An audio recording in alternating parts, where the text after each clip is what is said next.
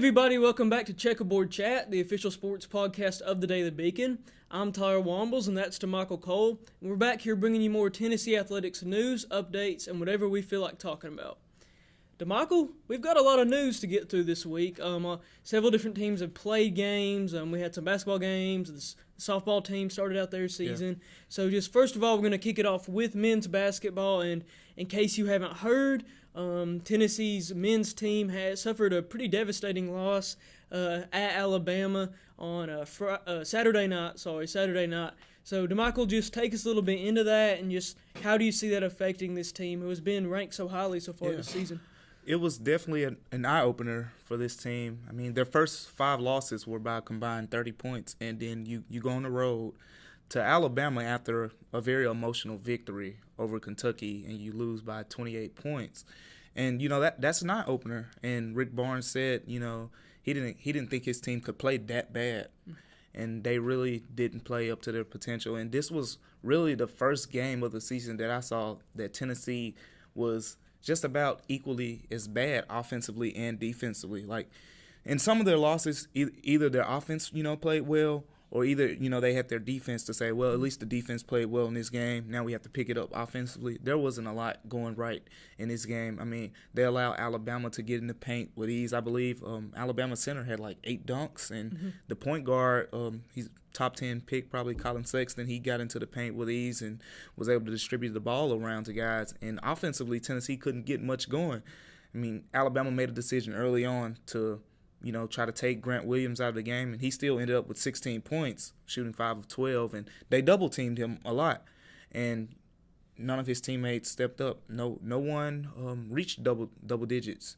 Derek Walker had a nice game for Tennessee, and it's good to see Derek Walker to get it going, and he's emerging as potentially that third big man off the bench lately. So that's a positive that you can take away from this game. And I guess you can say, well, going forward, now this team knows that they still have a lot of things to work on to reach the ceiling that they want to reach. And sometimes you need a game like this to just show you that. I mean, maybe they weren't, just as good as they thought they were at this point in time, but they can still get there later on in the season. Right, and I thought I saw where Rick Barnes said in his post-game press conference that he didn't know this team could play that bad. Yeah, he said that. Yeah. That's always very, very candid Rick Barnes. Really tells it like he's feeling it, and that's what a lot of people like about him. Yeah. But Damichael, this, with that type of loss, do you think this is the worst game that Tennessee has played this season? And building off of that, do you think that having a game like that, which you said is sort of like a wake-up call, do you think that could almost help the team, like, come tournament time? Well, I think there's no doubt about it. This is the worst game they've played this season. They've had a couple studs in there. Like, Missouri wasn't a very good game for them offensively, and they struggled against Auburn in ways as well. But This game, there wasn't much good out of it. I mean, Alabama led the entire game, and Tennessee was able to get it down to 2 at one point in the first half. And after that, Alabama took off again, and Tennessee was never able to just go on another run and to get themselves back in the game. So this was their worst game. They couldn't get many stops defensively, and as I mentioned earlier, offensively, they couldn't get much going without anyone else scoring, in double digits besides Grant Williams. And anytime you have that, for a team that depends so much on balance, Tennessee likes to get a lot of players involved. And when they can't get anyone to step up, it's going to be a long day. And this will help them. I think it will, because you'll see a much more focused team. Even though I thought, during that 6-game win streak, they were really focused. But, I mean, when you play this bad and you see, man, we got beat by 28 points. We still have a ways to go to get where we want to get. They'll use that as motivation going forward, and they have some very winnable games left on the schedule. So we'll see how they play in those games. For sure, and switching gears a little bit, talk about women's basketball. Obviously, on Sunday, the Lady Vols beat Georgia and beat them pretty handedly. The lady Mercedes Russell is a player. She got to her 1,000th rebound mark in the game. She was just 1 point shy of getting to 1,500 points. I know, a lot of the fans were, wanting her to get that final Yeah. point. Me personally, I had my story written up, as her had to get that. So it wasn't the whole story, but I did have to shift it a little bit, but it was okay. But yeah, so it's very likely. I would say she'll probably score. They're playing Alabama on Thursday. I would say she'll score at least 1 point. Yeah, there's a good chance that she should get there in this game. Sure, Yeah. for sure. But yeah, it was a key win for the Lady Vols. Obviously, they were coming off of two wins that were pretty close in games in which they played opponents that weren't highly ranked pretty close. And so, I know I asked Holly Warlick about this after the game, but I think it was really key for this team to sort of have a game where they took a decent lead by the second quarter and during the second quarter and really built upon that and really cruised throughout the game. Damichael, they're talking about, possibly Tennessee, if they continue, winning games, could be the number 1 seed and play in Knoxville for the NCAA tournament. Right. Damichael, just how much of an effect do you think, just for men's and women's teams, do you think Thompson Bowling is? And do you think that has, that home court advantage has a large effect on teams, both Tennessee playing there and away teams? Yeah, it's a huge bonus for Tennessee teams. I mean, we've seen this season, both teams, they've really feeded off, the home crowd. And I know Thompson Bowling Arena was top 10 in attendance for men's basketball. I'm not sure how it is for women's, but I'm pretty sure they're very highly ranked, being that, the arena holds, around 24,000 people? Yeah, I think it's about. And, that's huge. Yeah, it is. A lot of, collegiate arenas try not to, get that large because, you have a lot of teams that like to have the smaller arenas where they have the fans packed in and things like that. But Thompson Bowling Arena, it's a real big arena, and they feed off of that. It gets real loud in there at times. I know you hear it, and I hear it. They have for men's basketball, they have the feed the floor, thing that they go by. And, it's a huge benefit. I think for the Lady Vols, it'll be a real big plus if they were able to get home court in the NCAA tournament. For sure, and this is obviously a Tennessee team, that was knocked out really quickly in the SEC tournament last year. So before the NCAA tournament, they will go to Nashville to take on other SEC teams in the SEC tournament. So I'm sure Holly Warlick and her squad are hoping, once the regular season ends, they can sort of kick it into hyperdrive, do really well in the SEC tournament and then set themselves up well for the NCAA tournament. Damichael, I feel like this question just has to be asked. Yeah. Do you think Tennessee is a basketball school right now? with all these, with the men's team playing well, it started the women's off team as a playing joke, well. man. Sure, it started off as a joke around when was this conversation came up around the time probably where when Tennessee the coaching search. Yeah, and then I think after the basketball team won, just one game, and it was like, oh, this is a basketball school. This is a basketball school. But, yeah. It started off as a joke, but I don't think so, but I think it's definitely refreshing for the fans to, have a men's basketball team and a women's basketball team to cheer on after, the stress that was brought up on all of Knoxville and all of the Tennessee fans after, one of the worst football seasons in Tennessee history. And then the coaching search. After that, like it was it was a double whammy. Yeah, I think that took 10 years off my life covering that. Just to be fair. Man, really. And then after that, after all of that they went through, now you have two basketball teams to, really depend on. They're ranked. They're both ranked. They're both, I believe the men's team right now is a projected 4 seed, and the Lady Vols are a projected 3 seed. And that's really, really, impressive after what's been going on with football. So right now it's definitely a basketball school, but this isn't a basketball school long term. When football season comes around, even when the summertime comes around, it'll be flipped. It'll be flipped real fast. But right now everyone's focusing on basketball, and it's fun to watch. Yeah. Well, so I do have another question for you, not to put you on the spot, but if Jeremy Pruitt's first season in Knoxville, say he goes 5-7. 5-7. Say, do you think, in that rebuilding year, do you think people will still be on this basketball school train, or do you think that they'll just get so excited about, getting more than 4 wins that they'll just quit that talk?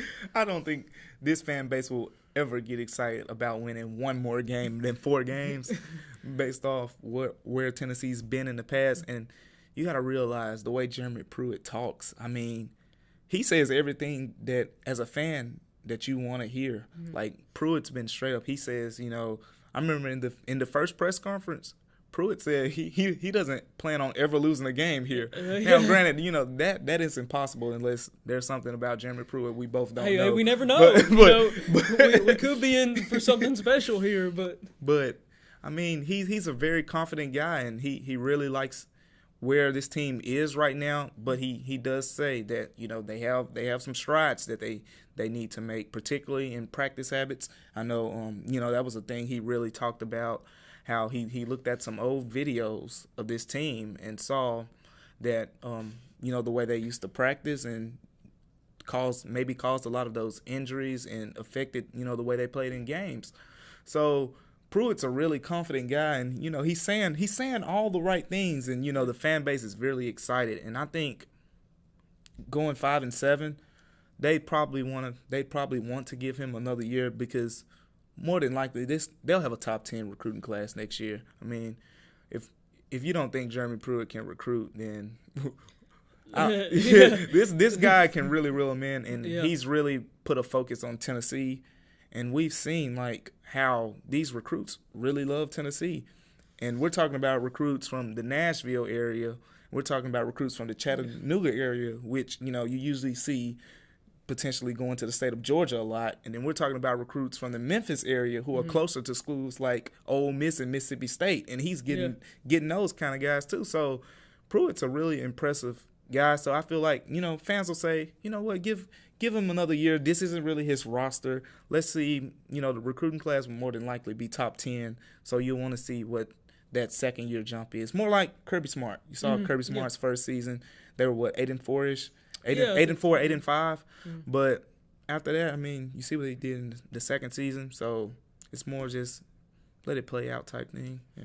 Well, that was a good explanation for that. Couldn't have said it better myself. But just as our final topic to wrap things up here a little bit, we did want to talk about some Tennessee softball. Obviously, the softball team did start their regular season this past weekend. They played in let me see if I can say this, the Kajikawa. I think you can say it better than me. Sure, so the classic. I'm not even gonna try it. And they exited that classic with a 6-0 record, and actually some fireworks in the last game. How about that Utah game? Yeah. They played Utah in the final game of that classic, and actually Abby Lockman hit a bases clearing double as a walk-off in the 7th inning to defeat Utah 6-5, and actually Tennessee was down 5-0 with 4.5 innings to end of the game. Yeah. Damichael, obviously it's really early, right. Just 6 games, which in softball that's not a whole lot. But what have you seen out of this team right now? And just do you think that success may continue for them, or just what's your opinion on that? I think it's a really impressive start to the season. Now, you have some positives. The main positive from this whole takeaway for me is they're doing this without Brooke Vines, who is probably the second best hitter on the team behind Megan Gregg. So you lose an offensive weapon like that, and you're still able to, go away from home and win 6, which, turned out to be some really tough games. Yeah. And they were able to grind out those victories. That's a real big positive for them going forward. And right now, there's still the question of who will be that third pitcher stepping up. We've seen Kaylin Arnold has pitched well at times, we've seen Maddie Moss, who's, one of the best pitchers in the SEC, if not the best pitcher. But right now, they're still wondering who's going to be that third consistent starter who's going to step up around SEC play. And I think you really have to be impressed with how this team was able to go over there and start the season off 6-0 without one of their best players. Yeah. For sure, and just hitting back on that pitching thing that you talked about. Obviously, I think I'm pretty sure that Gabby Sprang, who is that freshman pitcher, her, Kaylin Arnold, and Maddie Moss all got reps. They did get some time on the mound in this Kajikawa. Once again, I think it's Kajikawa Classic.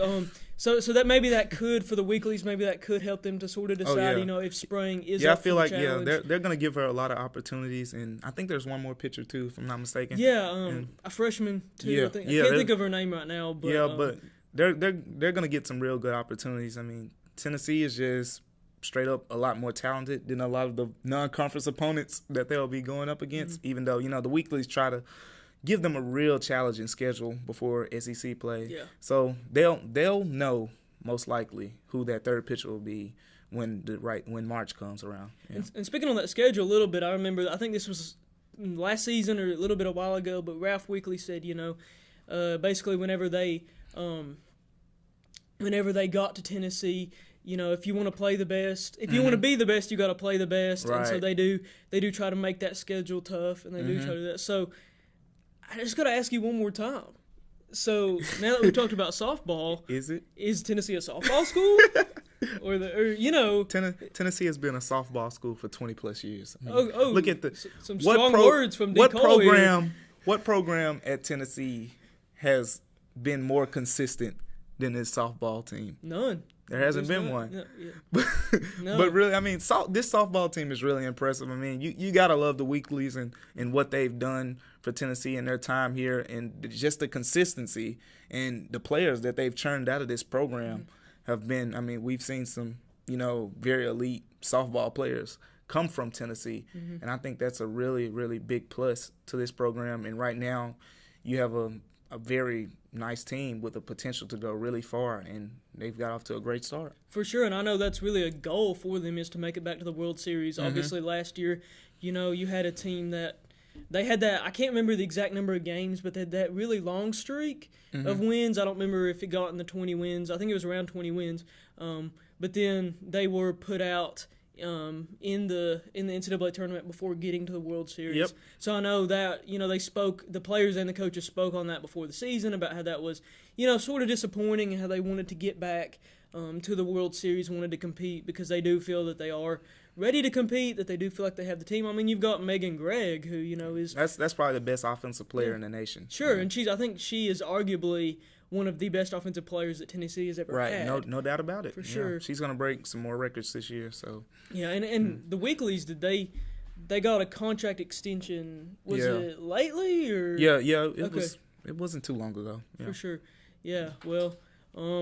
I mean, I'm just going to, some pretty strong words from Damichael on that softball school, but I don't know. But, yeah, that's going to wrap it up for us today, guys. Thanks for watching. Make sure to check out the Daily Beacon's website and the Twitter and Facebook and every medium that you can for more Tennessee sports information. Just be sure to catch Checkerboard Chat for the next episode and keep watching us. So this is Tyler Wombles, that's Damichael Cole, and we'll see you next time.